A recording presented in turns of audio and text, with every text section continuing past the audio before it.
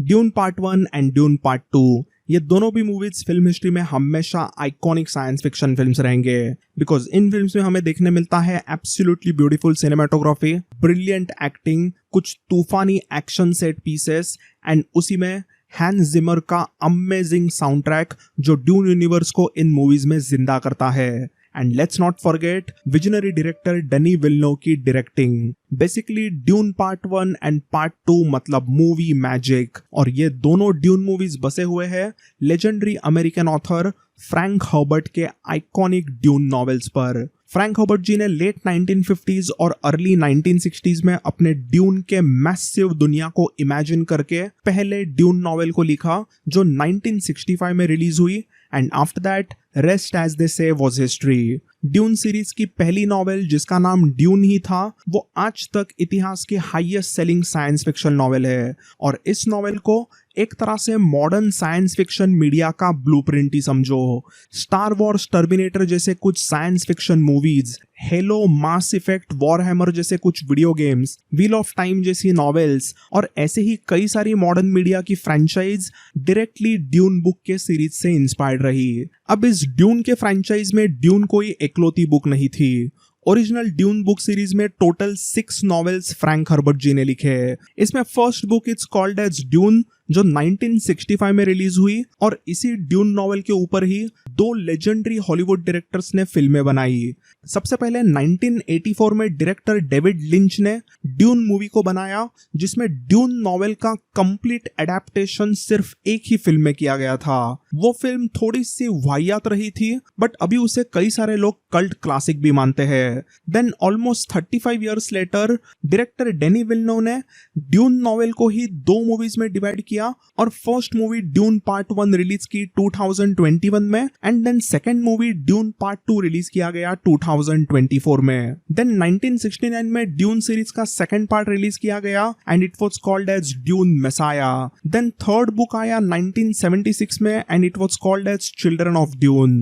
Then God Emperor of Dune 1981 में, फिर Heretics of Dune 1984 में and last 6th book chapter house Dune release किया गया था 1985 में। तो these are the original 6 books of Dune series written by Frank Herbert. तो दोस्तों अब वैसे तो पहले मैंने सिर्फ ड्यून मूवीज को एक्सप्लेन करने जैसा कोई वीडियो बनाने का सोचा था, बट जब मैंने उस वीडियो पे काम करना शुरू किया था तभी मुझे रियलाइज हुआ कि उस मूवी की कहानी में ऐसी ढेर सारी चीजें हैं जिसको अलग से एक्सप्लेन करना जरूरी है। फिर चाहे कुछ काले कपड़े पहनी हुई अजीब सी औरतें हो, ड्यून बुक के मेन कैरेक्टर पॉल अट्रेडिस और उसके माँ जेसिका की कुछ अजीब सी पावर्स हो, कुछ बहुत ही वियर्ड दिखने वाले क्रीचर्स हो, कुछ और भी वियर्ड दिखने वाले अजीबोगरीब ह्यूमंस हो, या फिर रेगिस्तान में बसी हुई बड़ी बड़ी मॉन्स्ट्रस सैंडवर्म्स हो। ऐसे कई सारे अलग अलग कैरेक्टर्स एंड क्रीचर्स हमें ड्यून के मूवीज में देखने मिलते हैं, और ये कैरेक्टर्स एक तरह से ड्यून के यूनिवर्स को जिंदा करते हैं। अब अगर मैं चाहता तो इन सभी चीजों को कुछ ही मिनटों में एक्सप्लेन कर सकता था, बट आई फील कि अगर आपको ड्यून के यूनिवर्स के लोर को अच्छी तरीके से समझना है तो उसे प्रॉपरली ड्यून यूनिवर्स के टाइमलाइन के हिसाब से समझना ही अच्छा रहेगा,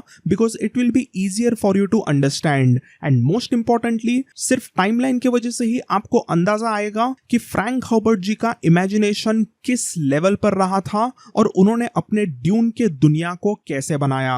तो आगे हम ड्यून यूनिवर्स के टाइमलाइन और लोर में जाएंगे ही, but before we get there, आगे बढ़ने के पहले ड्यून के बारे में मैं कुछ डिस्क्लेमर्स देना चाहूंगा and little bit of information. तो first of all let me tell you again कि इस वीडियो में मैंने ड्यून मूवीज के बारे में ज्यादा एक्सप्लेन नहीं किया है, बस मूवीज के पहले की जो 35,000 ईयर्स की ड्यून की एक टाइमलाइन है उसे कवर किया है, और वो कवर करते करते मैंने कई सारे अलग अलग aspects of Dune universe explain किए हैं। Then second disclaimer is that आपको ड्यून टाइमलाइन में कुछ इनकंसिस्टेंसीज भी कई बार नजर आ सकती है, एंड इसका रीजन मैं रॉन्ग हूं या फिर कोई और दूसरा सोर्स रॉन्ग है ऐसा बिल्कुल नहीं, बल्कि इसका रीजन है कि ड्यून के यूनिवर्स को डेवलप करने वाले 2 डिफरेंट राइटर्स रहे।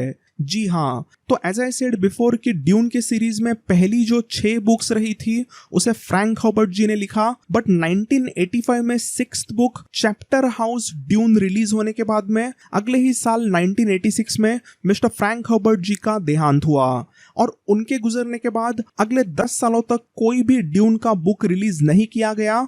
But Dune universe is massive और इस दुनिया के अलग अलग चीजों पर कई सारी अलग अलग स्टोरीज लिखी जा सकती थी, नए नए कैरेक्टर्स को डेवलप किया जा सकता था, नए प्लॉट्स को लिखा जा सकता था, कुछ प्लॉट होल्स यहाँ वहां पर जो पहले 6 बुक्स में नजर आते हैं उनको भी अच्छी तरीके से रिजॉल्व किया जा सकता था। तो ऐसे ही कई सारे अलग अलग रीजंस को समझकर फ्रैंक हर्बर्ट जी के बेटे ब्रायन हर्बर्ट ने और एक जाने माने साइंस फिक्शन ऑथर केविन जे एंडरसन के साथ में मिलकर ड्यून यूनिवर्स के कई सारे बुक्स और रिलीज किए और उसी के साथ साथ कुछ ग्राफिक नॉवेल्स को भी रिलीज किया गया। सबसे पहली बार 1999 में ब्रायन हर्बर्ट और केविन एंडरसन ने एक साथ मिलकर लिखा हुआ ड्यून हाउस एट्रीडिस नाम का बुक रिलीज किया गया और तब से अब तक यानी 2024 तक उन दोनों ने मिलकर 16 बुक्स को रिलीज किया एंड कई सारे अलग अलग ग्राफिक नॉवेल्स को भी रिलीज किया गया। अब उनके राइटिंग में कैसे डिफरेंसेस है वो सब हम कभी बाद में जानेंगे,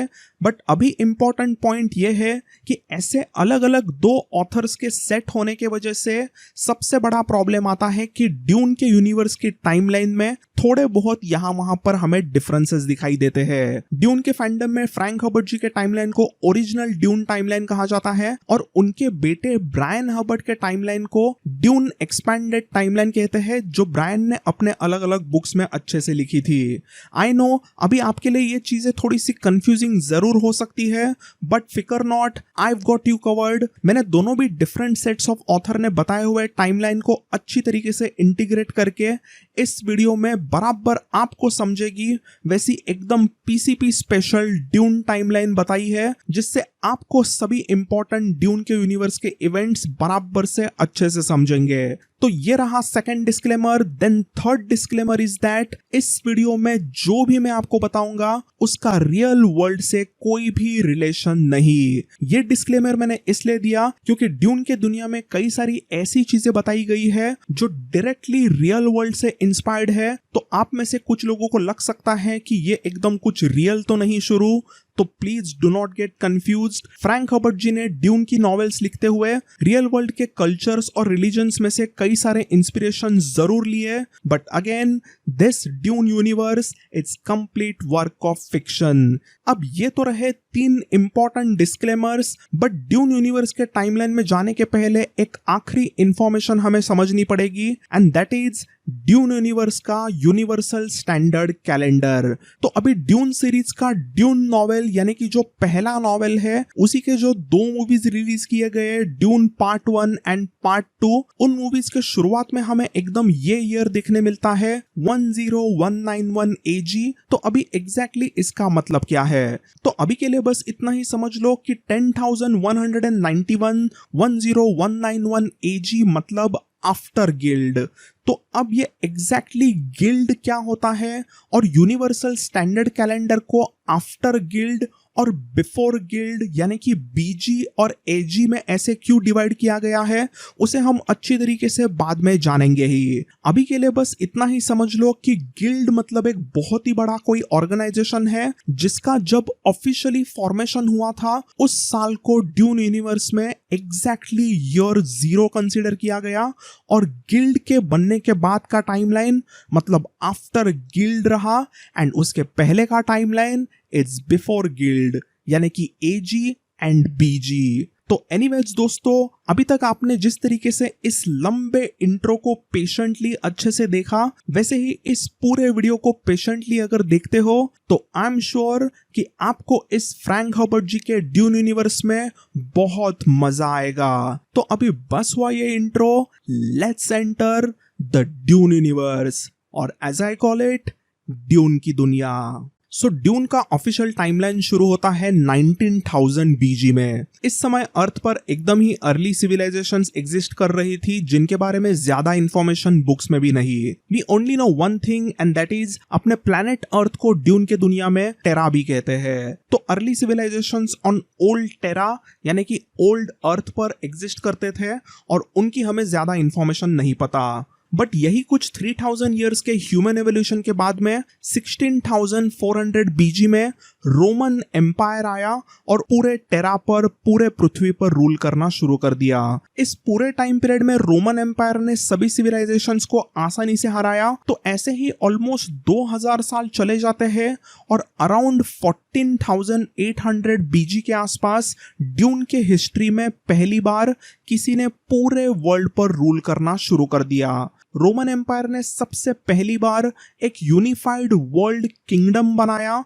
जिसमें एक एम्परर को एस्टैब्लिश किया गया और ये एम्परर्स यूनिफाइड वर्ल्ड किंगडम पर अगले ऑलमोस्ट 2000 सालों तक रूल करते रहे। तो इन यही कुछ पिछले 2000 सालों में पूरे दुनिया भर में अलग अलग प्रोविंसेस बनते हैं जिनके अलग अलग कल्चर्स होते हैं। बट यहाँ पर ये याद रखो कि मैंने प्रोविंसेस कहा, नॉट द नेशंस। जो भी पृथ्वी पर बसे हुए अलग अलग प्रोविंसेस होते हैं जिनकी अलग अलग कल्चरल और रिलीजियस आइडेंटिटीज होती है, उनके कई सारे अलग अलग लैंग्वेजेस वगैरह होती है, वो सभी उन सब चीजों में डेफिनेटली डिफरेंट रहे थे।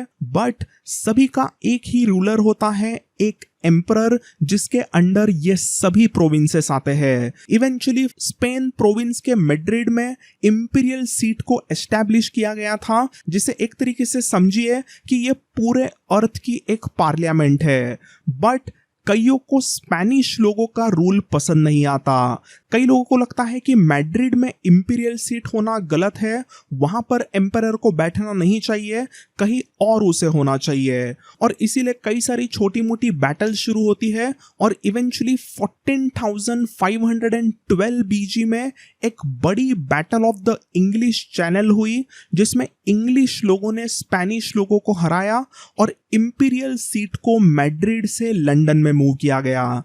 लंदन में इंपीरियल सीट आते ही पूरे ह्यूमैनिटी ने जबरदस्त तरक्की की और इसीलिए 14,500 बीजी से लेके 14,200 बीजी तक का जो 300 साल का दौर रहा था उसे the golden age of invention कहते हैं। तो अपने रियल लाइफ का जो इंडस्ट्रियल रेवोल्यूशन हमें 19th, 20th and 21st century में देखने मिला, एग्जैक्टली वही चीजें इस ड्यून के दुनिया में भी हुई। The golden age of invention में development of radio, television, rocketry, genetics, बहुत ही अच्छा हेल्थ केयर और सबसे इंपॉर्टेंट कंप्यूटर्स, ऐसे नए नए इन्वेंशंस हुए। और इसी में सबसे डेंजरस इन्वेंशन भी आता है न्यूक्लियर वेपन्स का, जिसे ड्यून के दुनिया में न्यूक्लियर वेपन्स नहीं कहा गया है, they are called as atomics. तो इस इन्वेंशंस के गोल्डन एज में इंसानों के सबसे जो इंपॉर्टेंट साथी रहे वो थे कंप्यूटर्स, और उन्हीं के हेल्प के वजह से पूरी दुनिया अच्छी तरीके से ग्रो करने लगती है। इन यही कुछ 300 सालों में पूरे वर्ल्ड ने बेहद तरक्की की, बट फिर भी दुनिया में एकदम पीस नहीं था। इंपीरियल सीट के होते हुए भी कई जगहों पर हमेशा इंटर प्रोविंशियल वॉर्स शुरू ही रहते हैं। और ऐसे ही एक वॉर में 14,255 बीजी में सबसे पहली बार एटॉमिक्स का यानी कि न्यूक्लियर वेपन्स का यूज किया गया। एटॉमिक्स की ताकत सबसे पहली बार ड्यून के दुनिया के ह्यूमंस ने देखी, और जैसे ही ये एटॉमिक्स फटे तो उसके बाद में सीट ऑफ एम्पायर को लंदन से वॉशिंगटन मूव किया गया एंड सून इनफ पूरे दुनिया में वापस से पीस एस्टैब्लिश होना शुरू हो गया। इस पीस के दौरान ही एम्परर ने सबको बता दिया कि use of Atomics is completely prohibited. तो ये सब होने के बाद में फाइनली थोड़े से इंटर प्रोविंशियल वॉर्स कम होने लग गए, क्योंकि सभी को एटॉमिक्स की ताकत का डर लगने लगा था। तो एकदम डायरेक्ट बड़े बड़े वॉर्स होने एकदम ही बंद हो गए, और इसी के दौरान ह्यूमैनिटी की कंटिन्यूअसली तरक्की होने लगी। बट कई सारे छोटे मोटे प्रॉब्लम्स इंसानों के सामने जरूर थे। इन्हीं कुछ प्रॉब्लम्स को ह्यूमंस सॉल्व नहीं कर पाए, तो ह्यूमंस उन प्रॉब्लम्स का आंसर्स अलग अलग प्लैनेट्स में ढूंढना शुरू कर दिया। और जैसे जैसे स्टैंडर्ड ऑफ ह्यूमैनिटी ड्यून के दुनिया में बढ़ता गया, वैसे वैसे अर्थ यानी कि टेरा पर कई सारे अलग अलग बड़े बड़े इन्वेंशंस होने शुरू हो गए और ह्यूमैनिटी काफी एडवांस बनने लगी। इवेंचुअली एक ऐसा समय आ ही गया जब ह्यूमंस इतने एडवांस्ड हो गए थे कि ह्यूमंस सोलर सिस्टम में जो भी अलग अलग प्लैनेट्स और मून्स है उन पे जाके रहने लगे। ह्यूमंस ने ढेर सारी अलग अलग बस्तियां, अलग अलग शहर सोलर सिस्टम और सोलर सिस्टम के आसपास बसे हुए कुछ प्लैनेट्स और मून्स पर कर दिए। और इसी ह्यूमंस के माइग्रेशन के दौर को ड्यून के टाइमलाइन में लिटिल डायस्पोरा भी कहते हैं। ईयर 14,100 बीजी से लेके 13,600 बीजी तक में ये लिटिल डायस्पोरा का टाइम पीरियड हुआ था और इन सिर्फ 500 साल में ही ह्यूमैनिटी कंप्लीटली चेंज हो गई, क्योंकि धीरे धीरे इंटरस्टेलर ट्रैवल अभी पॉसिबल होने लगा था। बट ये बात समझ लो कि इस समय की जो इंटरस्टेलर ट्रैवल है वो एकदम ह्यूमंस को हजारों लाइट ईयर्स दूर लेके नहीं जा सकती थी। ये वाला जो लिटिल डायस्पोरा हुआ, मतलब ये जो ह्यूमंस का माइग्रेशन हुआ, वो बस सोलर सिस्टम और सोलर सिस्टम के आसपास के बसे हुए प्लैनेट्स और मून्स पर ही हुआ। इस लिटिल डायस्पोरा के टाइम पीरियड में ह्यूमंस कुल मिलाकर 10 अलग अलग वर्ल्ड्स पर जाके रहने लगे। इन सभी वर्ल्ड्स में खास करके सीरीस नाम के एक ड्वार्फ प्लैनेट पर काफी ज्यादा ह्यूमंस रहने लगे, क्योंकि वो काफी एडवांस्ड बन गया था। वहां पर यही कुछ 100 सालों के अंदर करोड़्स ऑफ लोगों का बसेरा हो गया। सोलर सिस्टम में ये dwarf planet series asteroid belt पर आता है और ऐसे ही सीरीस और अर्थ के सिवाय टोटल 10 वर्ल्ड्स पर इंसान अभी अच्छे से रहने लगे। बट इन सब के बीच में इंपीरियल सीट अभी भी अर्थ पे ही थी और वो अभी भी सभी 10 अलग अलग वर्ल्ड्स पर बसे हुए ह्यूमैनिटी को कंट्रोल करती। इसी में 500 सालों के बाद में एक समय तो ऐसा आया, अर्थ के पॉपुलेशन से 20 टाइम्स ज्यादा ह्यूमैनिटी की पॉपुलेशन अब अलग अलग प्लैनेट्स पर रहने लगी थी। बट इन सब के दौरान सभी प्लैनेट्स के ह्यूमंस पर अर्थ पर बसा हुआ इंपेरियम ही रूल करता।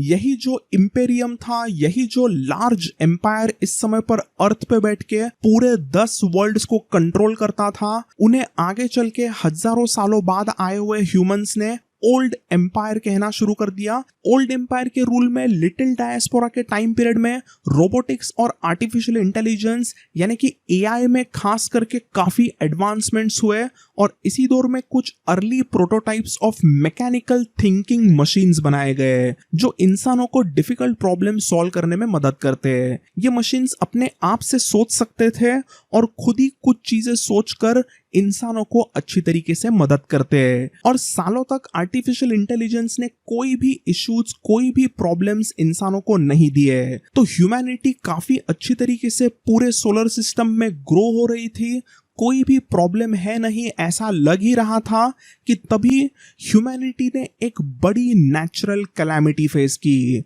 ईयर 13,402 में टेराको यानी कि अपने अर्थ को एक बड़ा प्लैनेटॉइड आके टकराया और इस प्लैनेटॉइड स्ट्राइक की वजह से ऑलमोस्ट 75% ऑफ द अर्थ की पॉपुलेशन वाइप आउट हुई और लेजेंडरी ओल्ड एम्पायर की इंपीरियल सीट जो वॉशिंगटन में थी उसे मूव किया गया सीरीज पर। जैसे ही सीरीज पर ये नई इंपीरियल सीट मूव होती है तो वहां से अभी एक नया एम्पायर अच्छी तरीके से सब पे रूल करने लगा। दूसरे तरफ प्लैनेटॉइड एस्टेरॉइड के टकराने के वजह से अर्थ यानी कि टेरा कंप्लीटली तबाह हो गया था और 95% ऑफ द अर्थ इनहैबिटेबल हो गया। वहां पर कोई भी जी नहीं सकता था और उसी कारण अगले 3 सालों में यानी कि 13,402 से लेके 13,399 तक the rescue of treasures from old Terra चला, जिसमें अर्थ के सभी इंपॉर्टेंट चीजों को अलग अलग प्लैनेट्स पर मूव करना शुरू कर दिया ताकि पुराने अर्थ की याद अलग अलग प्लैनेट्स पर मौजूद रहे।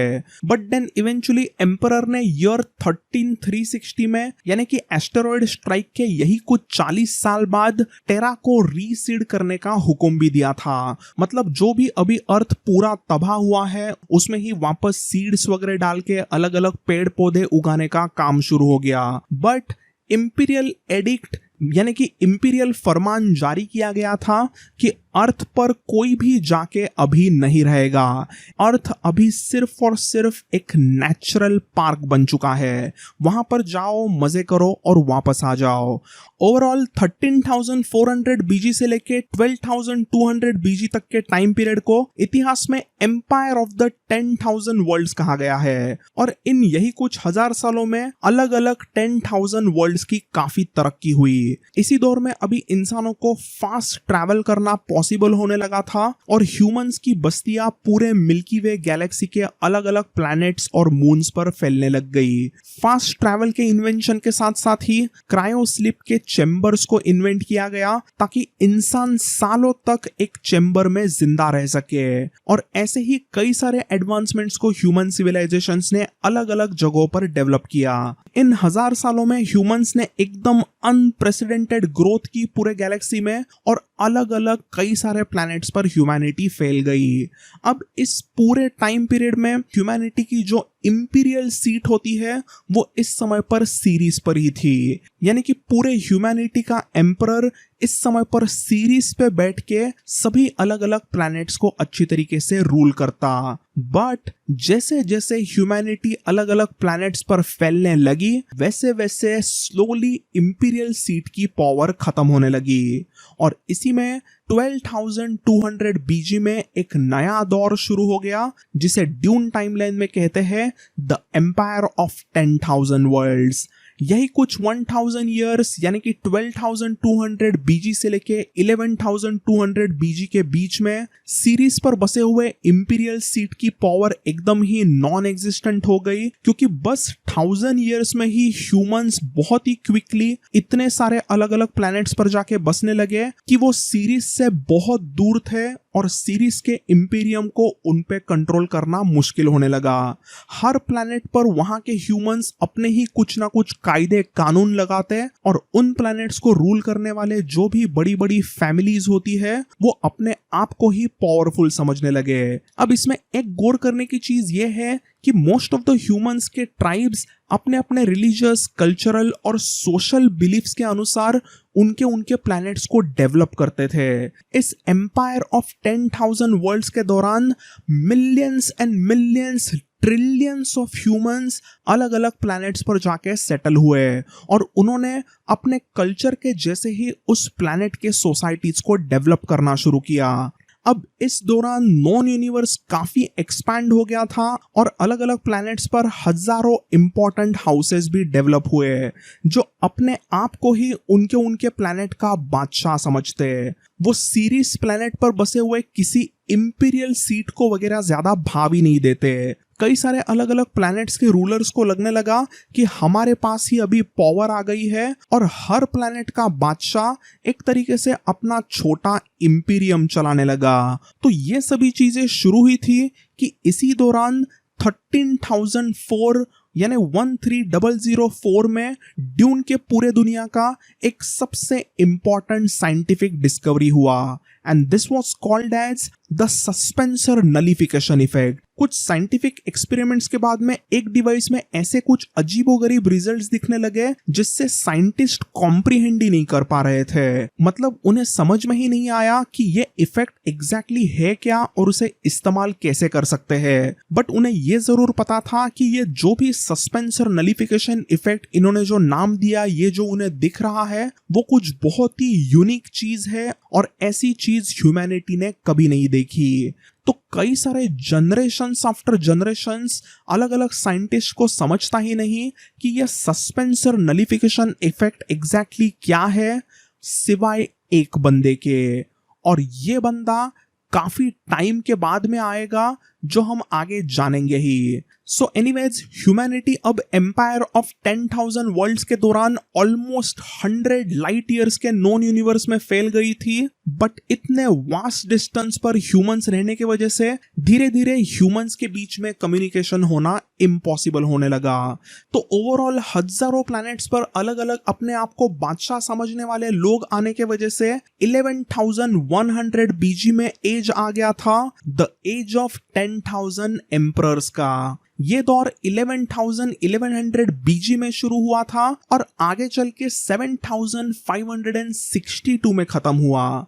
यानी ये टाइम पीरियड टोटल 3,500 सालों तक चला था और इस टाइमलाइन में कई सारी इंपॉर्टेंट चीजें हमें देखने मिलती है। जैसे ही ये दौर शुरू होता है तो कुछ 100 सालों के बाद में ही ड्वार्फ प्लैनेट सीरीज पर एक बहुत ही बड़ी बगावत हुई और यहाँ पर इवेंचुअली एटॉमिक्स का यूज करके ओल्ड एम्पायर के जो भी थोड़े बहुत इंपीरियम के लोग बचे हुए थे उन्हें कंप्लीटली डिस्ट्रॉय किया गया। पहले तो सभी अलग अलग प्लैनेट्स पर अलग अलग किस्म के ह्यूमंस अच्छे से रहने लगे, बट पूरी ह्यूमैनिटी यूनिवर्स में जितनी भी तरक्की कर रही थी उतने ही प्रॉब्लम्स उन्होंने बढ़ाने शुरू कर दिए और इसीलिए इस द एज ऑफ 10,000 एम्परर्स को द ग्रेट डार्क एजेस भी कहा जाता है। हजारों प्लैनेट्स पर हजारों अलग अलग एम्परर्स अचानक से आ गए और उसी कारण ह्यूमैनिटी इन जनरल पूरे यूनिवर्स में एकदम केओस में आ गई। सब जगह पर छोटे मोटे वॉर्स शुरू हो गए थे क्योंकि हर एम्परर अपने आप को ही बेस्ट एम्परर समझता और दूसरों पे रूल करना चाहता था। एक बार तो ऐसा हुआ कि साइंटिस्ट ने ही वॉर शुरू कर दिया, जिसे थिंकर्स रेबेलियन भी कहते हैं। और ऐसे ही कई सारे छोटे मोटे प्रॉब्लम्स पूरे यूनिवर्स में शुरू होने लग गए और ह्यूमैनिटी का डीके ऑफ यूनिफाइड इंटेलिजेंस हुआ। मतलब ह्यूमैनिटी पहले जो एक साथ इंटेलिजेंटली काम करती थी ताकि वो कुछ ना कुछ नई चीजें इन्वेंट कर सके, अलग अलग गोल्स के तरफ एक साथ काम करके जो वो एक्टिवली चीजें करते थे, वो एकदम अचानक से बंद हो गई और एक तरीके से ह्यूमैनिटी के थिंकिंग पर एकदम रस्ट आ गया। वो बराबर से सोच नहीं रहे थे। ह्यूमैनिटी जो पहले मिलके एक साथ इंटेलिजेंटली काम करते थे, वो अब होना इम्पॉसिबल हो गया। इसी में यही कुछ पिछले 5 से 6,000 सालों में ऐसा कुछ हुआ था कि अलग अलग प्लैनेट्स के ह्यूमंस अभी एक दूसरे से काफी डिफरेंट भी दिखाई देने लग गए थे। सभी ह्यूमंस के वैसे फिजिकल फीचर्स तो सेम थे, बट कईयों के हाथ कुछ लंबे हो गए तो कुछ एकदम टॉल हो गए, कईयों का ब्रेन साइज बड़ा हो गया तो कुछ एकदम छोटे हो गए। तो I hope you get it exactly कैसे फिजिकल ट्रांसफॉर्मेशन अलग अलग ह्यूमंस पर अलग अलग प्लैनेट्स के आ गया। तो ये सब शुरू ही था और अलग अलग छोटे मोटे इन्वेंशंस फिर भी शुरू ही थे और इसी में एक बहुत ही इंपॉर्टेंट इन्वेंशन इस दौर में आ गया था एंड दैट इन्वेंशन वाज ऑर्निथॉप्टर्स। तो ये एक्चुअली उड़ने वाले शिप्स ही थे, बट ये शिप्स एकदम इंसेक्ट्स के तरह उड़ने वाले व्हीकल्स थे। तो ये जो भी ऑर्निथॉप्टर्स है, इन्हें हमने ड्यून के मूवीज में भी देखा था। तो ये एक्सट्रीमली एडवांस्ड व्हीकल्स होते हैं जो एक्चुअली नजदीकी प्लैनेट्स तक जाने के लिए भी यूज किए जा सकते हैं। तो इस तरीके से एज ऑफ 1000 एम्परर एकदम ही जोरों शोरों से शुरू ही था एंड इसी में बॉर्न होता है ड्यून के दुनिया का सबसे important human being Ibrahim von Holtzman, जिसका 7593 बीजी में लियस्को 2 नाम के प्लैनेट पर जन्म हुआ। होल्ड्समैन मतलब बचपन से ही एकदम जीनियस बंदा रहा, अ मैथ्स एंड साइंस प्रोडिजी। उसने कॉलेज में साइंस, मैथ्स और इंजीनियरिंग की पढ़ाई की और उसमें उसका सबसे ज्यादा इंटरेस्ट रहा था सस्पेंसर नलिफिकेशन इफेक्ट में। अब होल्ड्समैन तो हमेशा अपना रिसर्च शुरू ही रखता था, बट उसे रिसर्च के साथ साथ ही ऑर्निथॉप्टर्स के रेसिंग में भी काफी दिलचस्पी थी। वो कई बार ऑर्निथॉप्टर्स के पैसों के लगाए हुए रेसेस में हिस्सा लेता और एक बार उसकी रेस उसके लिए ट्रेजेडी साबित हुई। जब इब्राहिम वॉन होल्ड्समैन सिर्फ 28 इयर्स ओल्ड था, तब 7565 बीजी में उसका एक ऑर्निथॉप्टर के रेस में ट्रेजिक एक्सीडेंट हुआ और उसकी पूरी की पूरी बॉडी कंप्लीटली डैमेज हुई। बट लकीली उसके ब्रेन को कुछ भी नहीं हुआ था। इस समय पर लियस्को प्लैनेट पर मेडिकल साइंसेस में अल्टीमेट एडवांसमेंट्स हुए थे और ये प्लैनेट पूरे यूनिवर्स में अभी one of the most advanced बन चुका था, at least in terms of health care science. लियस्को 2 के मेडिकल साइंटिस्ट ने कुछ एकदम ही हाईटेक इक्विपमेंट को यूज किया और उन्होंने होल्ड्समैन के ब्रेन को जिंदा रखा एक्सल्टल टैंक और एक कंप्यूटर के जरिए। And just like that Holtzman Dune के दुनिया का पहला एक अजीब सा क्रिएशन बना जो 20% ह्यूमन ब्रेन था but 80% he was a machine. तो बेसिकली होल्ड्समैन की बॉडी तो अभी इस समय पर कंप्लीटली खत्म हो चुकी थी। His body was dead in the accident, but उसका ब्रेन अभी भी फंक्शनल था इस किसी फिक्शनल एक्सल्टल टैंक और एक बड़े से सुपर कंप्यूटर के वजह से। इस अजीब से सिचुएशन में Holtzman was dead but yet he was alive. उसकी बॉडी तो खत्म हो गई थी, बट उसके सोचने की पावर, कैलकुलेशंस को सॉल्व करने की जो पावर थी, वो नॉर्मल इंसानों से 30 टाइम्स ज्यादा हो गई। और इन्हीं पावर्स का अच्छी तरीके से यूज करते हुए होल्ड्समैन ने सस्पेंशन नलिफिकेशन इफेक्ट को एकदम अच्छी तरीके से पढ़ाई करना शुरू कर दिया और अगले 3 सालों के बाद में उसने इतने सारे इक्वेशन सॉल्व किए जितने पिछले 5000 सालों में पूरे ह्यूमैनिटी ने नहीं किए थे। इवेंचुअली 7562 बीजी में हॉल्ट्जमैन ने सस्पेंसर नलिफिकेशन डिवाइस का वेव इफेक्ट नाम का कोई नेचर ढूंढ के निकाला, जिसके बाद ड्यून की दुनिया कंप्लीटली चेंज हो गई। हॉल्ट्जमैन ने इस फील्ड में इतना रिसर्च किया था कि अभी इस सस्पेंसर नलिफिकेशन इफेक्ट को ही हॉल्ट्जमैन इफेक्ट कहने लगे और इस इफेक्ट को कई फील्ड में इस्तेमाल किया जाने लगा। First biggest implication of Holtzman effect was Holtzman drive, जिसके कारण एक्सट्रीमली फास्ट ट्रैवल अभी पॉसिबल हो गया। इस हॉल्ट्जमैन ड्राइव के जरिए एडवांस्ड मशीन्स और artificial intelligence space and time को ही फोल्ड करने में सक्सेसफुल हुए और उसके कारण इंटरस्टेलर ट्रैवलिंग एकदम इंस्टेंटेनियस बन गई। मतलब ऐसा ही समझ लो कि जो ट्रैवल करने में पहले सालों लगते थे वो ट्रैवल अभी इंसान कुछ ही महीनों में कर सकते थे। तो एक झटके में इस हॉल्ट्जमैन ड्राइव की वजह से लॉजिस्टिक्स का प्रॉब्लम जो पूरे नॉन यूनिवर्स में था वो एकदम ही खत्म हो गया। Then second biggest implication of Holtzman effect was the shield. तो हॉल्ट्जमैन ने अपने हॉल्ट्जमैन इफेक्ट का इस्तेमाल करके एक ऐसा छोटा डिवाइस का इन्वेंशन किया जो किसी भी ह्यूमन के बॉडी के अराउंड एक अजीब सा शील्ड क्रिएट करता है। ये शील्ड इस तरीके से होता है, वो इतना पावरफुल होता है कि कोई भी फास्ट मूविंग प्रोजेक्टाइल उसमें पेनेट्रेट नहीं कर सकती। मतलब दूर से अगर कोई भी इंसान दूसरे इंसान पर गोली चलाता है तो वो गोली उस शील्ड के आर पार जा ही नहीं सकती, क्योंकि गन की बुलेट मतलब एक फास्ट मूविंग प्रोजेक्टाइल वाला ऑब्जेक्ट है और वो उसमें नहीं जा सकता। तो बेसिकली हॉल्ट्जमैन इफेक्ट की वजह से ये जो शील्ड्स वगैरह बनाए गए थे उसके वजह से रातों रात गन्स का यूज एकदम खत्म हो गया। कोई भी अगर दूर से एकदम गन फायर करता है तो उसका इम्पैक्ट कुछ नहीं होगा, क्योंकि शील्ड के कारण वो बुलेट अंदर बॉडी तक जा ही नहीं सकती। बट अभी यहां पर इस शील्ड का एक प्रॉब्लम जरूर है। ये शील्ड फास्ट मूविंग ऑब्जेक्ट को घुसने नहीं देगी, but slower moving objects such as hand held knives वगैरह शील्ड में बराबर से धीरे धीरे कट करके घुस सकती है। And just like that dune के दुनिया में नेचर ऑफ वॉरफेयर इस हॉल्ट्जमैन इफेक्ट के एक शील्ड के इन्वेंशन के वजह से बदल गया। जो भी कन्वेंशनल प्रोजेक्टाइल वेपन्स होते हैं, यानी कि गन्स की बुलेट्स, दूर से चलाई गई मिसाइल्स वगैरह जो भी होती है, वो एक झटके में यूजलेस हो गई। अब वैसे लेजर वेपन्स को यूज कर सकते हैं, बट लेजर से भी शील्ड पर हमला करोगे तो वो लेजर चलाने वाले के लिए भी इनक्रेडिबली डेंजरस साबित हो सकती है, क्योंकि शील्ड पे चलाई गई हुई लेजर कहीं पर भी वापस रिबाउंड हो सकती है। तो कहने का मतलब इतना ही कि हॉल्ट्जमैन इफेक्ट के शील्ड्स ने ड्यून के दुनिया को कंप्लीटली चेंज कर दिया।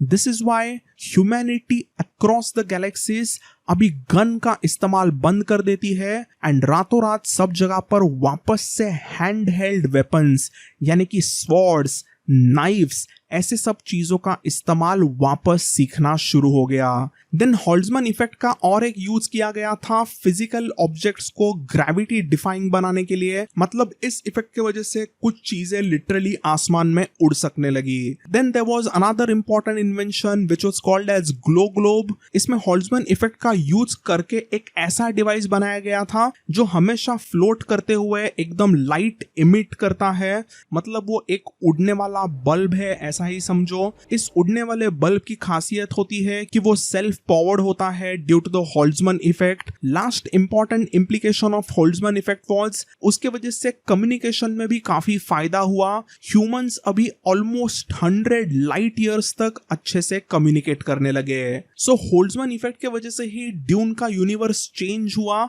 और ऐसे ही डिस्कवरी शुरू रही। बट इसी में जब हॉल्ट्जमैन यही कुछ 31 ईयर ओल्ड हो गया था, तभी उसी टाइम पर यानी कि 7562 बीजी में वॉर्स ऑफ रीयूनिफिकेशन शुरू हो गए। अब हमने देखा कि ग्रेट डार्क एजेस में ह्यूमैनिटी ने काफी सफर किया था। पिछले ऑलमोस्ट 3500 सालों में कई सारे प्रॉब्लम्स ह्यूमैनिटी ने झेले, क्योंकि कई सारे अलग अलग प्लैनेट्स के जो अलग अलग बादशाह अपने आप को समझने लगे थे, उन सभी ने अपने आसपास के ह्यूमंस पर बुरे जुल्म करने शुरू कर दिए थे। Trillions of humans across the galaxies failed कि ये जो एम्परर बाजी अलग अलग प्लैनेट्स पर शुरू है उसे खत्म करना चाहिए। Enough is enough. Thousands of planets planets पर अलग अलग ह्यूमैनिटीज में एक ऐसा बिलीफ आ गया था कि अभी ह्यूमैनिटी को एक होना चाहिए under one kingdom one rule, क्योंकि 1000 एम्परर का सिस्टम ये जो पिछले 4000 साल शुरू है वो बहुत ही बर्बाद कई सारे लोगों को लगा। तो कई सारे प्लैनेट्स के अच्छे एम्परर्स को लगा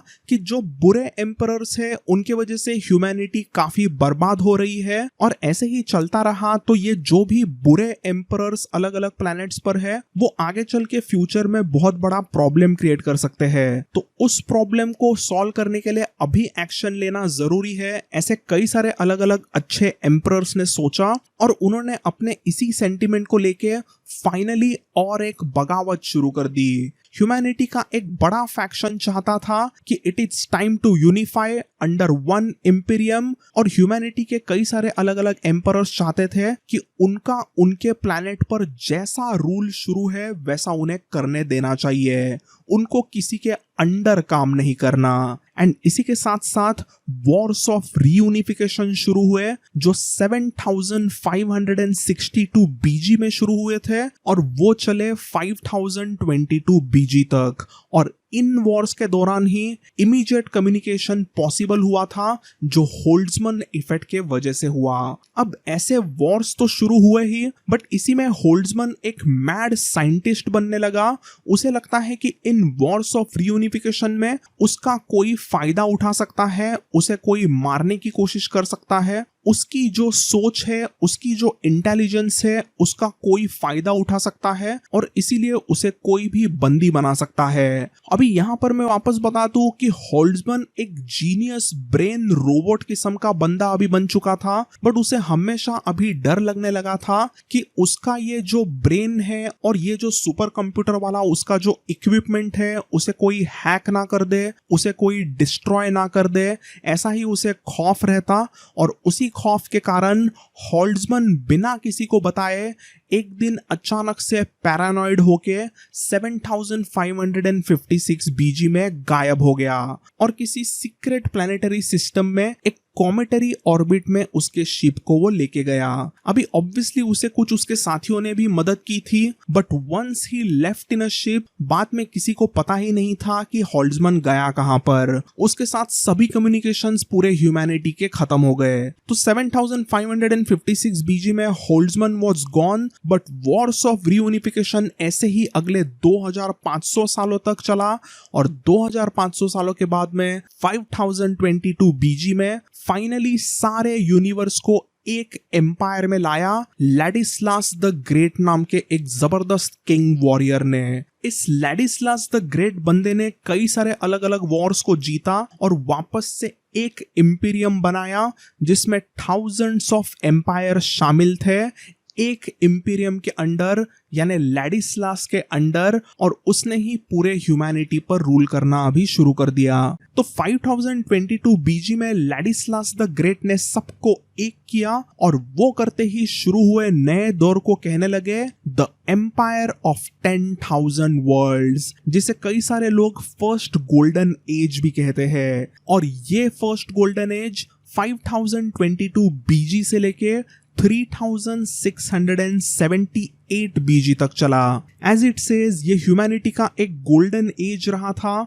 इस एज में humans across the known universe ने बेहद तरक्की की। होल्ड्समैन इफेक्ट के वजह से जो भी अलग अलग इक्विपमेंट बना सकते थे, जो भी अलग अलग इन्वेंशंस बना सकते थे, उन्हें बनाया गया। इस पूरे टाइम पीरियड में ह्यूमैनिटी ने पूरे गैलेक्सी में सेपरेटेड होकर भी यूनिफाइड अच्छी चीजें की। इस गोल्डन एज में ढेर सारे नए नए इन्वेंशंस होते हैं, जिसमें सबसे इंपॉर्टेंट रिसर्च एंड डेवलपमेंट हुआ आर्टिफिशियल इंटेलिजेंस यानी कि एआई में। पूरे नॉन यूनिवर्स के अलग अलग प्लैनेट्स पर अभी सब जगह पर थिंकिंग मशीन्स को डेवलप किया जाने लग गया जो इंसानों को मदद करते हैं। इसके पहले भी एआई जरूर थी ह्यूमैनिटी के पास में, बट इस टाइम पीरियड में जो एआई बनाए गए थे वो इंसानों को बहुत ही ज्यादा पैमाने पर मदद कर सकते हैं। ये एक ऐसा दौर आ गया था कि मशीन्स और मैनकाइंड एकदम यूनिफाइड एफर्ट्स लेते अलग अलग चीजों को इन्वेंट करने के लिए, and that helped humanity across the galaxies to achieve wonders.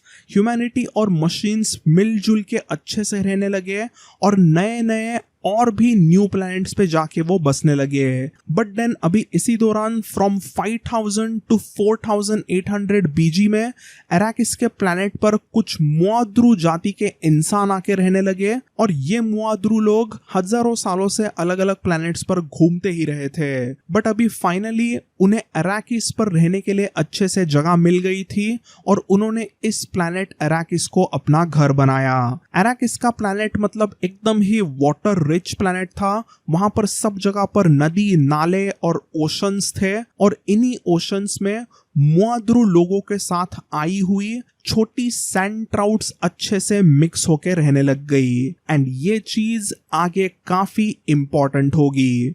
तो एनीवेज, जो फर्स्ट गोल्डन एज 5022 बीजी में शुरू हुआ था वो 3678 बीजी में खत्म हुआ और इसके खत्म होने की वजह थी the silicon plague, also known as the death of the machines. तो 3678 बीजी के साल में पूरे नॉन यूनिवर्स में अचानक से एक भयानक सा वायरस फैला जो इंसानों को तो कुछ नहीं करता, बट इस वायरस के वजह से कंप्यूटर्स और मशीन्स करप्ट होके एकदम जल्दी में खत्म होने लगे, वो तड़प तड़प कर डिस्ट्रॉय होने लगे। गोल्डन एज के दौरान humanity across the known universe in thinking machines, robots और कंप्यूटर्स के भरोसे ही चल रही थी और उनका बहुत ही ज्यादा इन्वॉल्वमेंट ह्यूमन लाइफ में अभी आ चुका था। सो जब अचानक से ये थिंकिंग मशीन्स और कंप्यूटर्स का काम करना बंद हो गया तो humanity across the known universe एकदम अचानक से कोलैप्स हो गई। एक तरीके से इस सिलिकॉन प्लेग की वजह से ह्यूमैनिटी वापस लिटिल डार्क एजेस में चली गई और इस डिफिकल्ट समय में humans across the known universe काफी स्ट्रगल करने लगे। बट देन इसी के बीच में ईयर 3832 बीजी में एक दिन अचानक से होल्ड्जमन प्लैनेट लिएस्को पर वापस आ गया और उसने अपनी एक डिफेंसिव शील्ड की थियरी पूरे ह्यूमैनिटी के सामने पेश की। उसने इस थियरी में बताया कि किस तरीके से अलग अलग इक्विपमेंट का यूज करके, उसके कुछ अलग अलग फॉर्मूलास का यूज करके एक शील्ड को बनाया जा सकता है जो सिर्फ एक ह्यूमन के बाहर नहीं रहेगी बल्कि एक ऐसी शील्ड होगी जो पूरे प्लैनेट को डिफेंड कर सकती है, पूरे प्लैनेट को कवर कर सकती है। और इसी के रिलेटेड यहाँ पर होल्ड्जमन ने कुछ अलग अलग डेमोन्स्ट्रेशंस भी दिए और ऐसे डेमोन्स्ट्रेशंस देने के बाद होल्ड्जमन वापस गायब हो गया। तो anyways, the silicon plague, death of the machines के आने के वजह से द लिटिल डार्क एजेस का दौर 3678 बीजी से लेके 2000 बीजी तक चला और फाइनली यही कुछ 2000 बीजी में ये खत्म हुआ क्योंकि फाइनली ऑलमोस्ट 1500 साल के रिसर्च के बाद में ह्यूमैनिटी ने कुछ एक प्लैनेट पर से प्लेग रेजिस्टेंट कंडक्टर्स को इन्वेंट किया। And as the name says, ये प्लेग रेजिस्टेंट कंडक्टर्स अगर थिंकिंग मशीन्स और अलग अलग रोबोटिक इक्विपमेंट में लगाए जाते हैं तो उनको सिलिकॉन प्लेग नहीं होगा। ये एक ऐसा कोई डिवाइस था जो अगर मशीन्स और कंप्यूटर्स में होता है तो मिस्टीरियस सिलिकॉन प्लेग की बीमारी उस कंप्यूटर और मशीन को नहीं होगी। जैसे ही ये प्लेग रेजिस्टेंट कंडक्टर्स का इन्वेंशन हुआ तो उसके बाद तो technological advancement across the galaxies अलग लेवल पर शुरू हो गया और ह्यूमैनिटी ने अभी बहुत ही ज्यादा बड़े पैमाने पर मशीन्स और कंप्यूटर्स को बनाना शुरू कर दिया ताकि वो अपने जिंदगी के मजे कर सके। अब इसके आगे टाइमलाइन में हम जाएंगे ही, बट यहाँ पर दो इंपॉर्टेंट चीजें हुई जिसके बारे में जानते हैं। First is Landsraad and second is Cogitors. तो यही कुछ 2100 बीजी में एम्परर ने लैंड्सरैट को एस्टैब्लिश किया जो एक तरह की गवर्निंग बॉडी है, एक पार्लियामेंट ही थी जिसमें पूरे नॉन यूनिवर्स में बसे हुए अलग अलग प्लैनेट्स के रूलर्स आके मिलते हैं और कुछ इंपॉर्टेंट डिसीजंस एक साथ मिलके लेते हैं। मतलब बेसिकली पूरे यूनिवर्स का ये एक पार्लियामेंट, एक संसद हो गया जिसमें अलग अलग रिप्रेजेंटेटिव्स उनके उनके प्लैनेट के इश्यूज डिस्कस करते हैं, ट्रेड्स वगैरह की यहाँ पर बातें होती, they discuss business, issues with the neighbouring planets, trade agreements, create alliances और ऐसी ही कई सारी चीजें यहाँ पर डिस्कस होती। तो दैट इज लैंड्सरैड। देन इसके बाद में वैसे ही अराउंड 2200 बीजी में और एक बड़ा इन्वेंशन हुआ जिसने ह्यूमैनिटी को चेंज कर दिया। इस टाइम के आसपास कई diplomats, bureaucrats, scientist and many rich human beings across the planets, उन सभी ने डिसाइड किया कि उन्हें कभी भी मरना नहीं है। वो भी इब्राहिम होल्ड्समैन की तरह अपने ब्रेन को जिंदा रखना चाहते थे किसी कंप्यूटर के मदद से।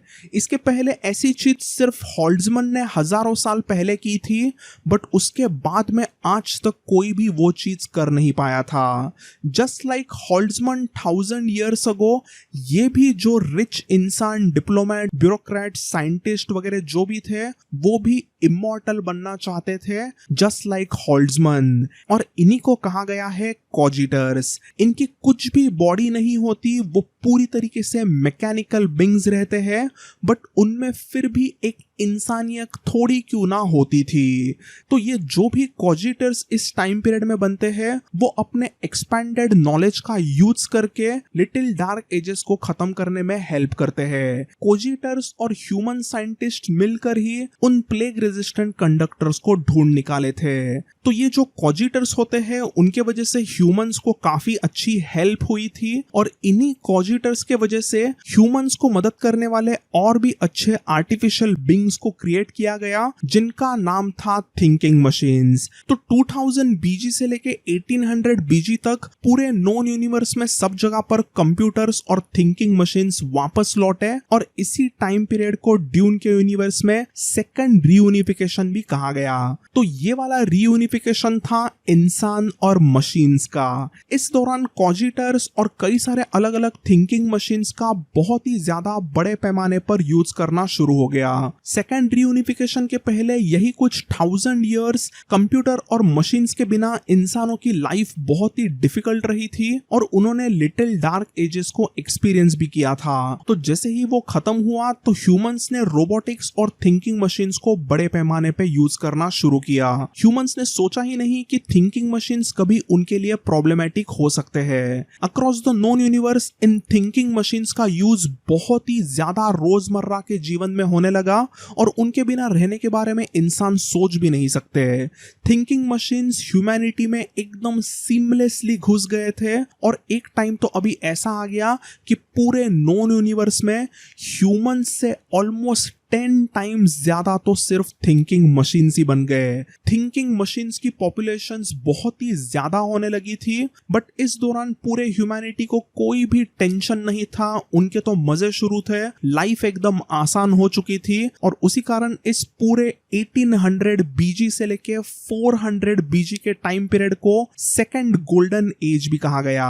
और इसी सेकंड गोल्डन एज के दौरान अराकिस के प्लैनेट पर एक बहुत ही इंपॉर्टेंट इन्वेंशन भी हुआ था। जैसे कि हमने पहले जाना कि अराकिस का प्लैनेट एकदम ओशन फील्ड था। यहाँ वहां पर नदी, नाले, समंदर थे, सब जगह पर पानी ही पानी था। बट अभी 1400 बीजी के समय तक अराकिस का प्लैनेट कंप्लीटली रेगिस्तान बन चुका था।